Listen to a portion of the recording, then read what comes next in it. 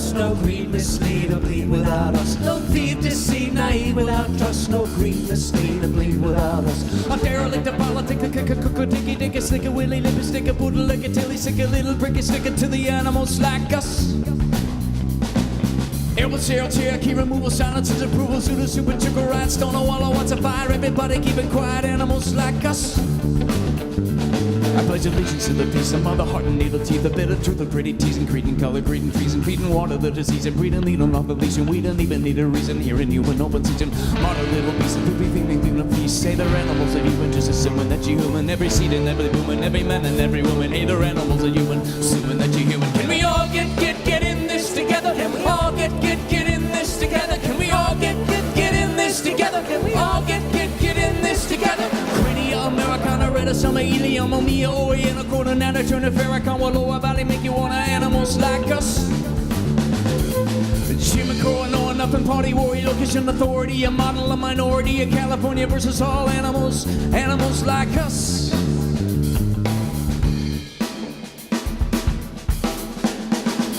So see how you've been, so safe in your skin, with a greed she's human.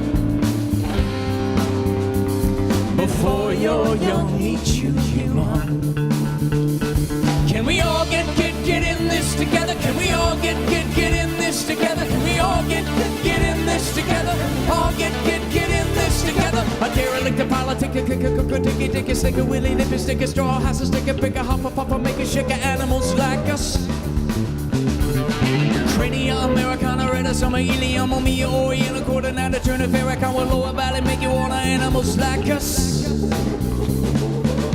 No thief, deceive, naive without trust, no greed, mislead or bleed without us. No thief, deceive, naive without trust, no greed, mislead or bleed without us. No thief, deceive, naive without trust, no greed, mislead or bleed without us. No thief, deceive, naive without trust, no greed, mislead or bleed without us. No thief, deceive, naive without trust, no greed, mislead or bleed without us. No thief, deceive, naive without trust, no greed, mislead or bleed without us.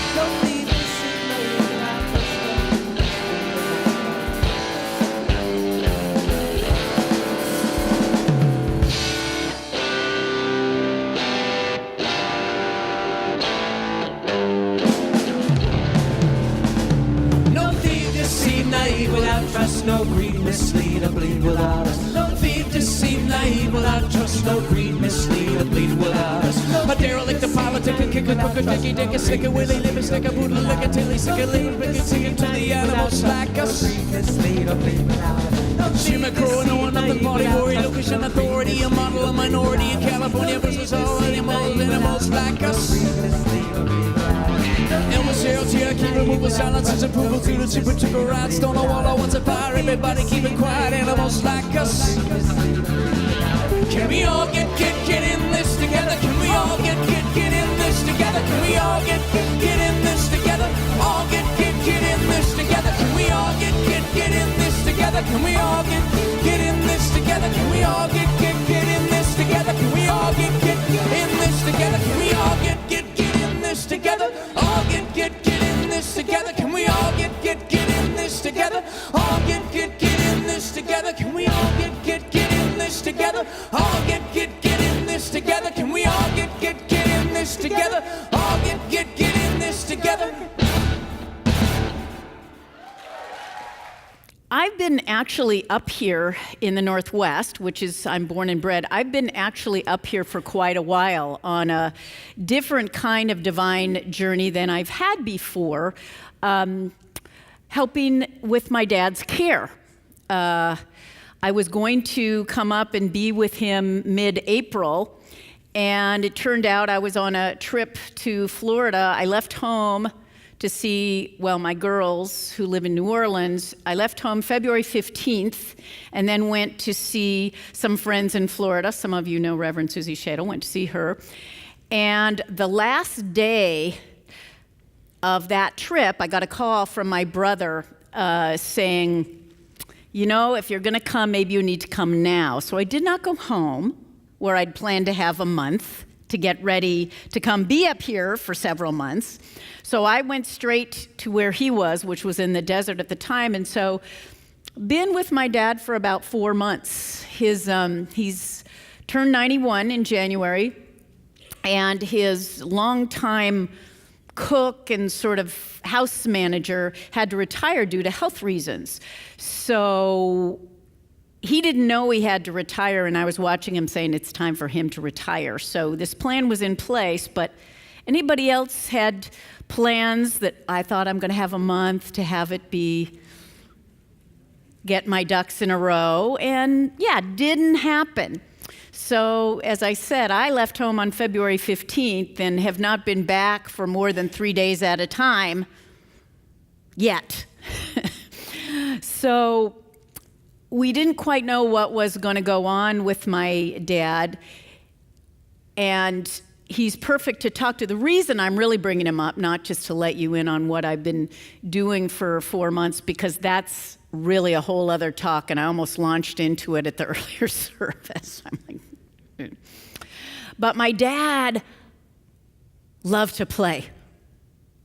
He had hard work. He was in the timber industry, started out being a logger in the woods, and so had hard work. In fact, he had arthritis that he blamed on the woods. He wasn't a metaphysician, so. So he spent years in the woods, and then boy did he like to play. And there were 3 things he loved. He loved going salmon fishing with his friends. He took his friends up north to salmon fish. He loved steam locomotives. He loved them so much that he wrote a pamphlet. And this pamphlet will go to the lucky person. We have many. I found at his home, many. I cannot say I've read this cover to cover. But that was another, and he helped found first Camp 6 in Tacoma, and then the Mount Rainier Scenic Railroad, which is a great collection of steam locomotives. And if he were here, he'd say, hey, you haven't all been? Why haven't you all been? So, no. But probably my dad's favorite thing has been the 4th of July, which is why I've been here the last 2 years speaking right around the 4th, because I was always up. Since I was a little kid and before, my dad would choreograph and fund and put together, he said, not the biggest, but the longest fireworks in the Northwest, if not the country. So half of the year he would spend working, and I watched him work on it this year because I've never been around him for 4 months as an adult. Watch him choreograph, because there's things like you get these set off. The ones that we see now, like on Lake Union and stuff, they're electronic. So they're all computers, so they're all set to, you push one button and it. Well, this is manual, so they're set off, and then they have to reload. So he would create this thing on a dock, so there'd be Roman candles and all this stuff going off on the dock, so there were always the things that would happen while they were reloading. So this took a lot of thought and stuff and creativity, and this year he would fail and then rally and fail and rally. I've saw it about 5 times in these last 4 months. But the 4th of July, he really was not feeling good. And he did not make it down to the beach to give his final, this is where everything has to go. So he drew a map for them, my brothers and friends who've been doing this for like 40 years with him. So he drew them a map. He had a really difficult day, and he couldn't go see the fireworks. It just clear, not happening. So I was lying next to him in bed, and my daughter was FaceTiming me on my phone, so we watched the fireworks. And he fell asleep, and about 1 or 2 hours into July 5th, he left.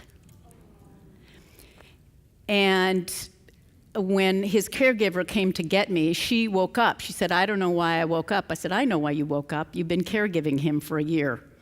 You know, if you got called, and I went in and just said, good job, Dad. you got through this day doing what you thought you needed to do, and you didn't linger and make us have to, so it was so exquisite. Again, I'm launching into that other talk. But, if you've ever doubted that there can be grace in someone's passing and that we can help choose it, so pretty awesome. But like I said, he loved to play. And so he's a great, in a way, I dedicate this to him because he taught me a lot about having these great ways to play in our lives. Now, I said to the early service, I thought maybe this talk might be more for them. Because the talk is, it's not there anymore, the purpose of play. And from the old days, I'm used to thinking of the 8:30 service, that dates me. The 8:30 service, the one they get in, they get out, nobody gets hurt, they're here right on time, they're focused. So I said, we need to talk about play. This service, I'm like, they come in, they've been playing all night, that's why they want to come to a church service at 11. Or again, 11:30. So for some of you, the purpose of play may not be your most important talk. Again, we've got those two great songs coming. But some of you may be sort of masqueraders like me that look like we're all about play, but kind of think, well, we got to be serious. So we're going to talk about why play really is important and valuable in our lives, to shore up those of us who already know, and then to maybe nudge forward and give more permission those of us who've still been kind of putting it out there. Okay? Okay. So first, just to ease us in, close your eyes for a second and think about play and what is your relationship to it. And you're just in your own thought, so you can be honest with yourself. Love it, avoid it, do it really full out, dating it, committed to it, don't know how to do it. Just kind of be open to that and have that with you. If you have any sort of conflicted ideas about play, you're not alone. I realized something that I thought was pretty cool, a pretty cool awareness. It's like might be my best one for the year when I was preparing this talk, is when we teach prosperity here, we talk about everybody wants it, but why do we not all have it? Because we have beliefs that get in the way. Why do we have beliefs that get in the way? Because our culture and our family have told us things that get in our DNA practically, some of it is in the DNA, about why it's not okay to be prosperous and abundant, right? You following me? And in class, we learn to get those beliefs out so we can see them and say, does this serve me? Well, you know what? Play is the same way. Well, it's schizophrenic. Well, we have on the one hand, all work and no play makes Jack a dull boy. We all know that. That's very old. But we have things like when we were growing up, stop playing around. What are you playing at? He's not serious. He's just playing. He's just a player. And even things like this that I found when I was looking up quotes, leisure is the curse of the poor in spirit. It just not really clean, clear messages. And then those of us who are kind of go to centers like this or involved in the Forum and Human Potential Movement, we know like it's good to play, so then we add that on our to-do list. Oh my God, one more thing I gotta do, I gotta play. To be cool and heavy, deep, and real, I gotta play. Or we start getting spiritual, and then we kind of misunderstand and say, well, I'm spiritual. I don't play anymore. That may just have been me. Because I, early on in life, was kind of a goofball. I know many of you cannot understand this. You don't see it. I've covered it well. But when I started to understand about wanting to be powerful in my life and not just be the goofball, for a while I thought I had to throw away any sense of fun. So I had kind of messed up there too.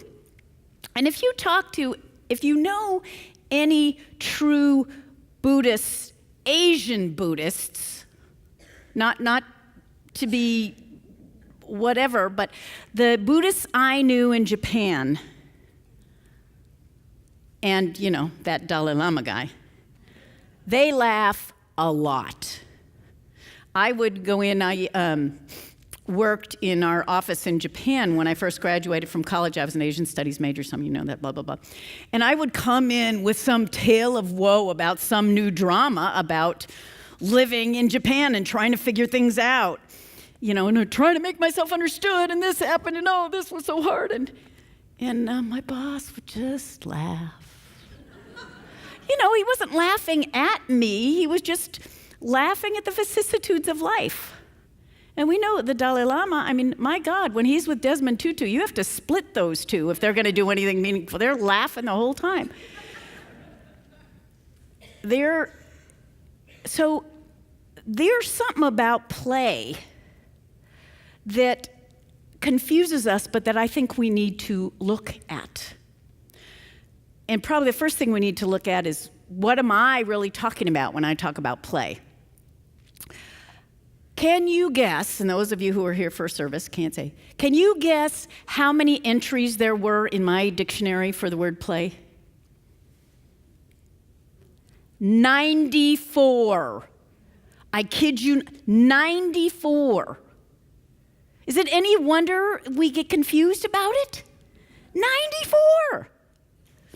So I went all the way to the bottom of those pages, and they had in the dictionary I use, which is like this tall or fat, they have the etymology or the word origin at the end of the entry. And the word play comes from Middle Dutch, which, how many here know Middle? Yeah. And it comes from the word in Middle Dutch, plein. I don't know how to pronounce it because I don't even know modern Dutch. It's P-L-E-I-N. Shout it out, you Dutch people.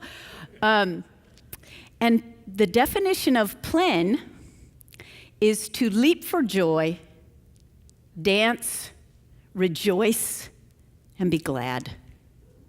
I'll say that again because it's so great. To leap for joy, dance, rejoice, and be glad. So for me, what I'm talking about today, play is whatever helps us get there. Whatever helps us get there. Because our plays look different. We can think of kids being silly and goofy, and I love that Vonage ad with the weird music. Anybody watch? Okay, thank you. I always knew I liked you. And I guess it's actually from Kill Bill. Because I saw a section of Kill Bill, said, oh, that's where that great Vonage theme song. Anyway, it's just this goofy. And whenever the ad would play, all I'd think of was a little boy with making his eyes crossed and doing that kind of run, that little boy, and I just love it. That would make me happy. That sort of sense of play. But those of us who don't connect with leaping or dancing or being goofy and crossing our eyes, there's all kinds of different play. That you could have been the kind of kid that sat and watched a spider spinning its web, or watched a worm crawl out of the grass, or just sat in a tree and observed, or the kind of kid who played hopscotch, or the kind of kid who played baseball, or the kind of kid who just read outside. So it's about the joy, but it's not about being big. So I'm just, again, looping the net or casting my net to catch any of you people who are trying to nudge out of this whole play idea. And it's really about being engrossed in something, being fully engaged. And we all remember, I was in college when the Zen of motorcycle maintenance came out. And and we talked a lot about the Zen of this and the Zen of that, and it is about having our whole attention taken. After first service, this gentleman came up to me and told me that his play was working on his 1958 car. And he hadn't been allowing himself to do that. But he realized that was, and I was so glad that if you always think, did I articulate? Did I say what I meant to say? He got that idea that was his play. Now for me, working around in a car engine, never gonna play. It's not. But he got that was his thing, and he realized that he needed to make time for that. So that's what it is. So what does it do? What is the purpose of play? All of those whose mothers scolded us or somebody told us we'd never amount to anything because we played too much. Well, I think there's lots of things, but there's a couple that I want to talk to you about. The first is just, I think we all see that it refreshes and rejuvenates us. Getting away from however we define it, whatever we define as the work in our lives, and hopefully a lot of us enjoy our work as well. But if it's something that we show up for every day, we get in habits and patterns, and to get out and get refreshed at our gas station is part of what play does for us. My dad, as I said, would go salmon fishing, and he would take family, he would take business colleagues, and they all have stories. And I know next week when we have his memorial, I'm going to hear a lot of stories about fishing trips. And I have seen hundreds of photos now of the different fishing trips. And I think especially my cousins and their children have really gotten to know my dad in a different way by going on those fishing trips. And being out in nature, they'd be up in the kind of the Canadian San Juans, so beautiful place, and have boy-type fun that I was glad I was never the proverbial fly on the wall to hear the jokes and stuff. Don't want to know. That was their fun. So it takes us out of our habit. And what that does, and what play additionally does, is gives us a new perspective.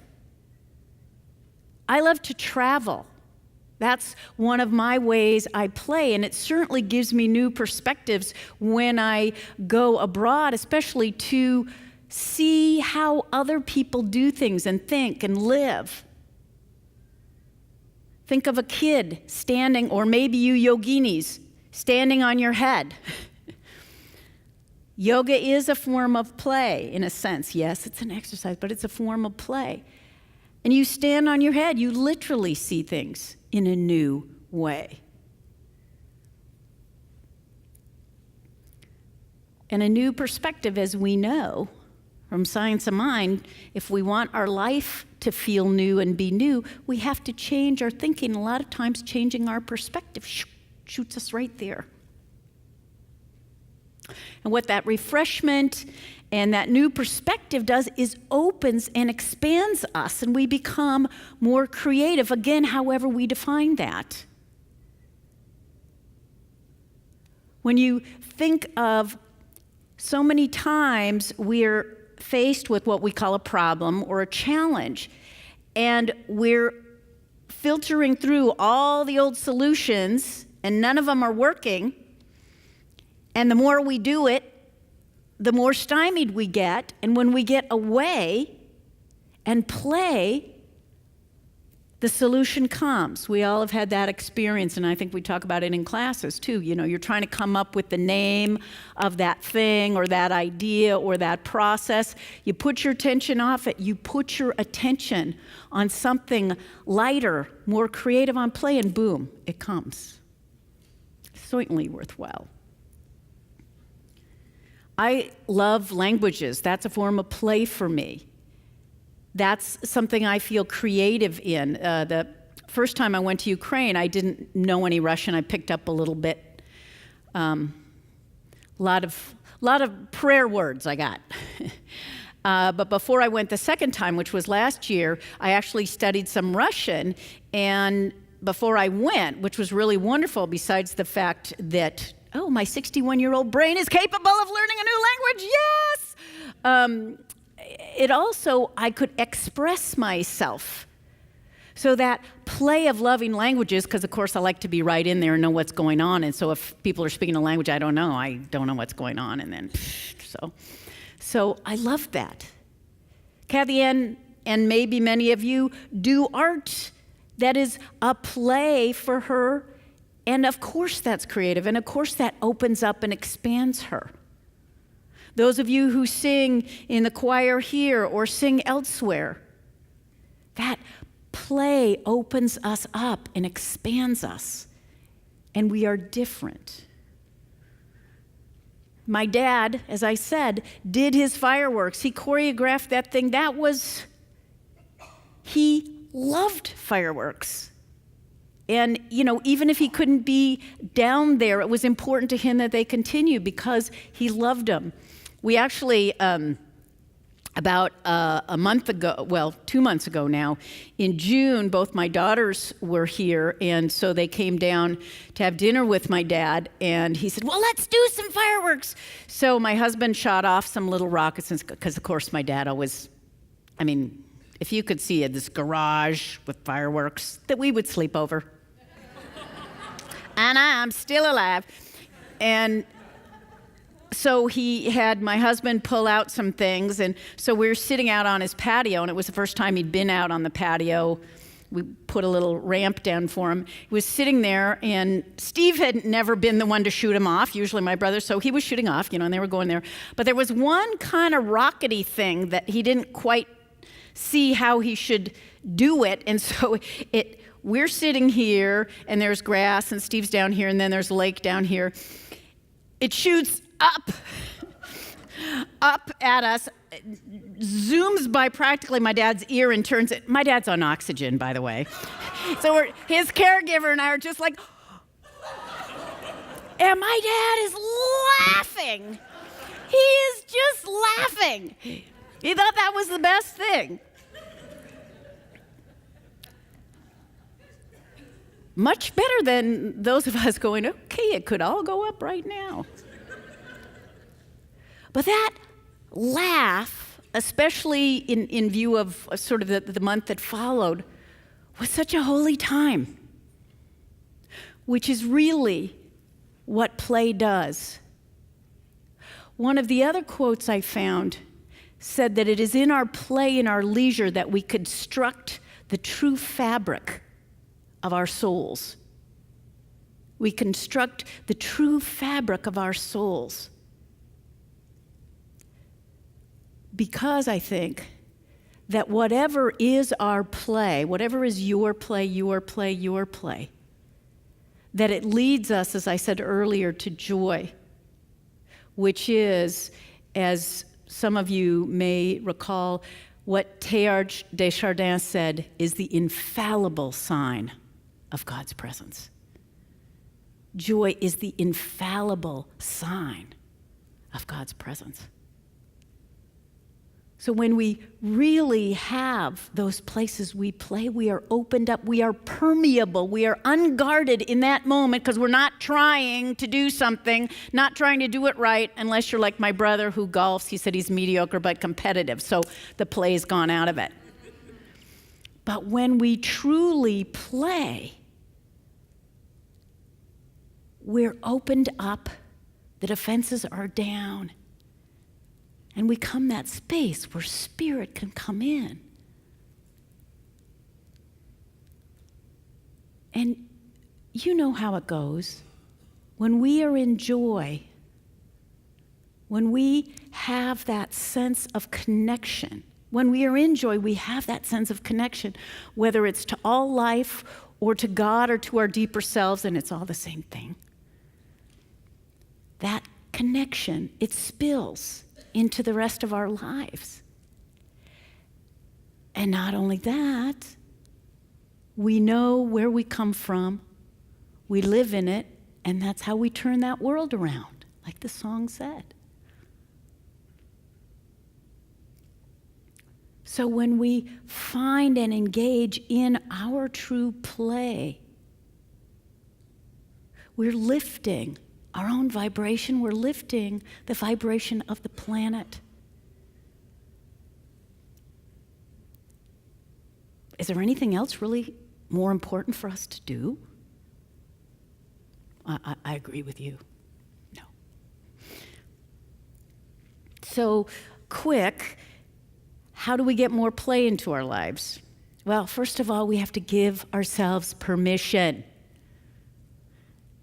And those of you who are still hanging on to that, 2 more quotes. Something that was in one of my yearbooks, of the school, girls' school I went to for many years, and I tried to find it so I could have it right, but this is how I remember it, so this is going to be what it is.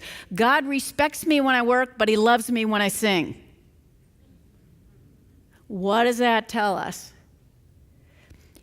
And one of my colleagues, Reverend Dr. Pat Campbell, has written a book, because, we know, as those of us in Science of Mind, we know we're expressions of God, yes? We know that God lives by means of us, yes? And so her book's called Giving God a Good Time. When you think about it, oh man, this is hard, and I got to think really hard, and boy, this is intense. Is that giving God a good time? You think God wakes up and longs to go into us when we're being intense? No. We can have God help us be more productive, but perhaps not more intense. But we give ourselves permission to give God a good time. And again, doesn't mean raucous and uproarious. It means the joy to boom. Let that God have its full play through us. So give yourself permission. And if you find you said, yeah, but, what do? Because you're lucky enough to go to Center for Spiritual Living? If you suspect you have some beliefs that are getting in the way, what can you do? Go to a practitioner. They would love to help you identify and release anything in the way of you getting into play. Now, here's the thing. For some of us, we may need to schedule it in. You may need to schedule in play, but don't make it be another to-do list. Don't make it into a should. For heaven's sakes, don't make it into a should. And don't compare your play to anybody else's. Don't, be like my brother with his golf. Don't compare your play. Because your play, what brings you joy. So let's take a moment to close our eyes and see if we can get in touch with it and claim it. Okay? So I invite you to close your eyes. And knowing that we can do this very quickly, because there is prepared consciousness here already surrounding us and supporting us, we just breathe and know that we are breathing into our heart and opening that heart space.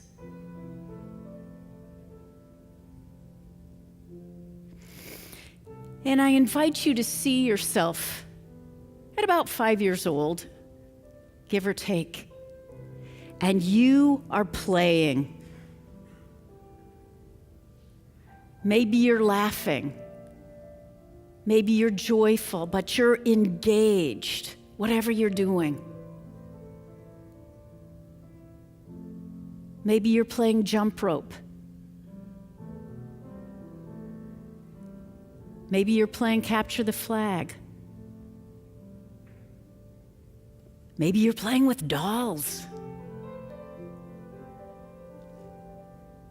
Maybe you're by yourself, watching a stream flow by.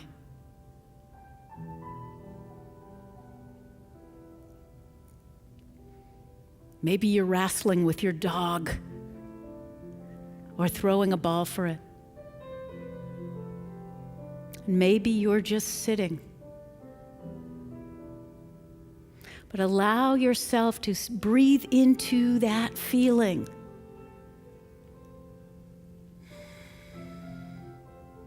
Maybe it feels like joy. Maybe it feels like oneness. Maybe it just feels like a deep sense of peace.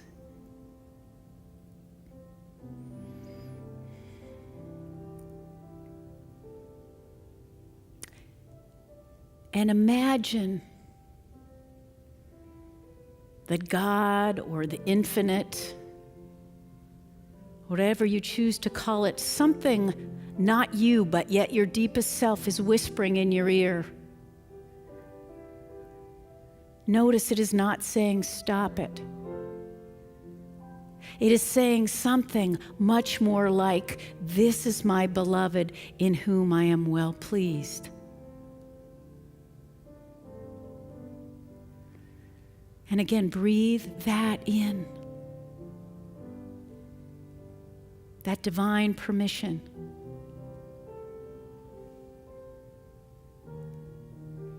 And if you wish, put your hand on your heart and bring your consciousness to this present day.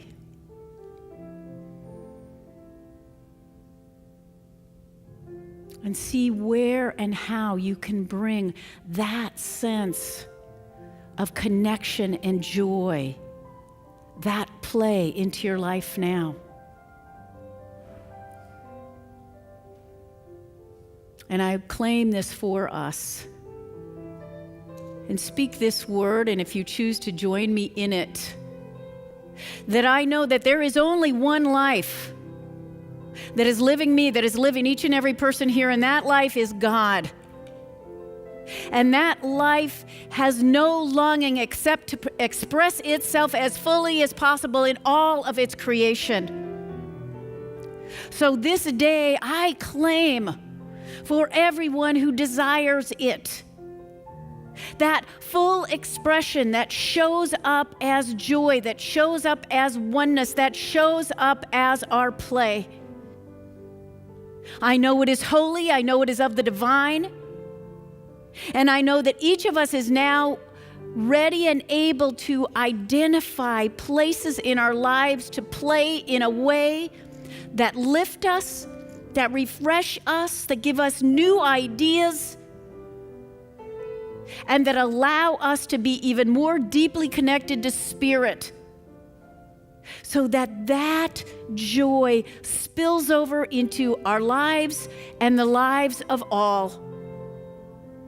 That our play lifts the planet into new peace, into new prosperity and well-being, into new good. I give thanks that this is not only possible, that I say this is so.